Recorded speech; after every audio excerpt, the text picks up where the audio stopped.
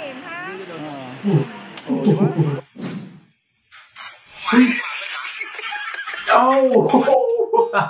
everyone, I'm Doc Alvin Francisco. Welcome back to my channel. Filipino Doctor reacts to TikTok. Without further ado, let's start.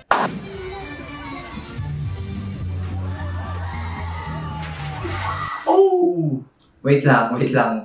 Grabe yung taas nun ha. Well, of course, very obvious. Dapat maitakbo agad siya sa pinakamalapit na emergency room and mapagawa ng imaging. Either CT scan man lang para ma-rule out kung may fracture dun sa likod niya. Sa ganong kataas na fall, well, I'm hoping na okay lang yung vertebra, yung spine niya kasi kapag merong fracture dun, pwede maipit yung spinal cord. And kapag significant yung compression sa spinal cord, pwede maparalyze na yung katawan niya. Sorry. Anong sorry? Dala ko nga pala yung barel. Hirap kong ginawa yan. Tapos gaganyan ninyo. Ha? Well, sa mga newborn naman, yung common na head trauma na na-experience nila is due to sa panganak. Some babies, they experience yung tinatawag na scalp hematoma na kung saan nasisira yung mga blood vessels sa ulo nila, so nagkakaroon ng dugo, nagiging pasa. And nangyayari yun pag komplikado yung birth nila. Pero yung ganito, I'm not sure, pero baka wala naman or minimal lang yung injury na ma-experience ng baby. Tsaka meron naman siya may bonnet naman siya. Uy, naglalaro ko nito dati. Nagiging ba? Ipis yata yung isa, no? Uy! Oh!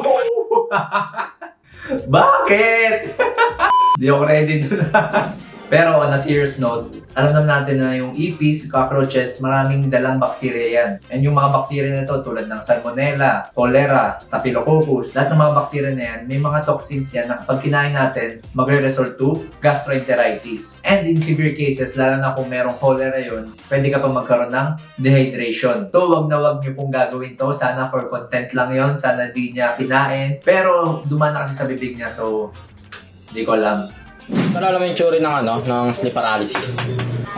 Kaya pala natin nararanasan yung tol ng mga kadalasan 3 AM. Kasi yung utak pala natin tol, yung mga parts yan, di ba? Cerebrum, cerebron, di ba? Bali yung utak natin tol, may mga may mga brain cells. Bumababa yung pag alas stress kasi, pag alas stress, di ba yung kamay ng orasan, di ba? 12 tsaka... Wait lang. Hindi ko ma-process yung sinasabi niyo. So, yung utak natin, mayroong mga brain cells yan. Cerebrum. Cerebron. Benta sa akin to. Tsaka 3, diba? Paano siya pa greater than siya? And hindi siya less than ng tol. Kaya yung mga brain cells natin, bumababa yung kasabay ng mga blood vessels. Papunta sa respiratory system natin.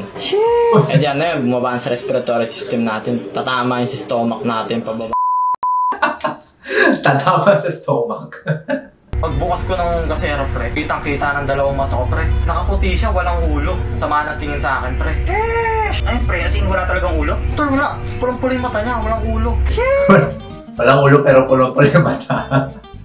Cheers! That's crazy. Ngayon, nanginginig bone marrow ko. That's crazy. Siyempre, Nanginginig yung bone marrow. So by the way, yung bone marrow, dyan tayo nagpo-produce ng red blood cells sa bone marrow natin. Yun yung nasa gitna ng buto natin. Yun yung sinusut-sut sa bulalo. Sinusut-sut. Sinusot-sot! sumigaw, tol. Sisigaw talaga ako. Pero parang pumipigil sa ko, pre. Esophagus ko. Di ako makapag-produce ng voices. That's crazy. Pagtingin ko sa kanya, tol. Ang esophagus hindi siya yung pang-produce ng voice ha. One of the misconceptions yan. Ang esophagus, daluyan to ng pagkain papunta sa stomach. Ang voice production, ginagawa yan ng larynx natin. So since nag-start yung pandemic, I think naging familiar kayo sa telemedicine. Ito yung technology na nakilala ngayong pandemic na kung saan tinutulungan tayo kung gusto natin magpa-check up sa mga doktor. Mabi-video call natin yung doktor, matcha-chat natin siya. Tapos from that, nakakapag-reseta na rin kami. So isa sa mga applications na ginagamit ko is yung Natrafarm Health Information Program. Sobrang helpful nito sa mga patients ko. Especially kapag meron silang mga non-emergent or mga medical concerns na hindi naman kailangan pumunta agad sa emergency room. You can schedule your consultations for over 7,000 ng doctors, including your regular doctors. Pwede ka doon maresetahan, pwede rin kami magbigay doon ng reseta. Pwede mag-upload ng mga lab result, mga CT scan result. Very useful dito sa mga may HMO kasi yung mga doctors dito, they are HMO accredited. Upon visiting the website, makikita nyo dito yung homepage nila. And then of course, ito yung sign up. Then makikita nyo sa baba, there are wide variety of specialization or specialized doctors. Merong allergologists, cardiologists, mga derma, up until surgeon and urologists. So din ba kayo as a fur parent na bago nyo ipainom or ipakain sa aso nyo yung mga binibili nyo? Tulad ng dog food. Tinitikman ko muna yan bago ko bilhin. So hindi siya maalat kaya feel ko okay siya sa aso ko. Tulad ng vitamins. Hindi naman siya mapait. So feel ko magugustuhan siya ng aso ko. Wala lang akong treats ngayon, pero ganun din ang ginagawa ko sa treats. Kinakagat ko muna para malaman ko if kaya ba siya ng ngipin ng aso ko. Ganito din ba kayo as a fur parent or ako lang talaga yung ganito, no? I'm not sure if it's safe to eat dog treats or dog food. Well, technically, ito namang mga dog treats. As far as I know, I'm not an expert pagdating sa mga dog food. Pero technically, gawa rin naman yan sa mga food products na pwede rin kainin ng tao. So basically, I think it's not toxic to eat dog food. Pero I'm not saying na it's completely safe to consume dog food. Kasi kaya nga dog food yan para sa aso yan. Hindi yan dapat kinakain ng tao. So kay ma'am, saludo ako sa pagmamahal mo sa mga pets mo. Pero for me, it's not safe to consume dog food. Oh, Bell's palsy. Kung napapansin nyo talagang yung one side ng mukha niya is paralyzed. Even yung nostrils.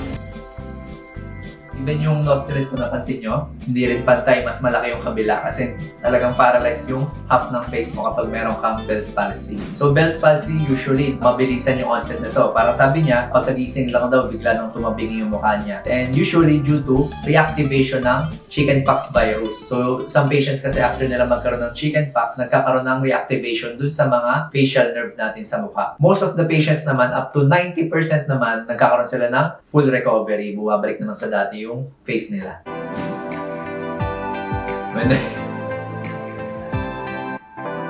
Ay, nako.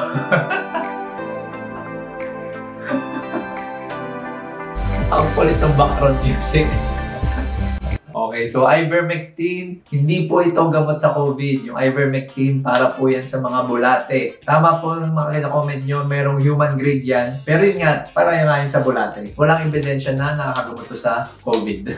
End of general surgery. Hernia removal tea. Helps enhancing the digestion. Help neutralizing the acid formation. Fake news.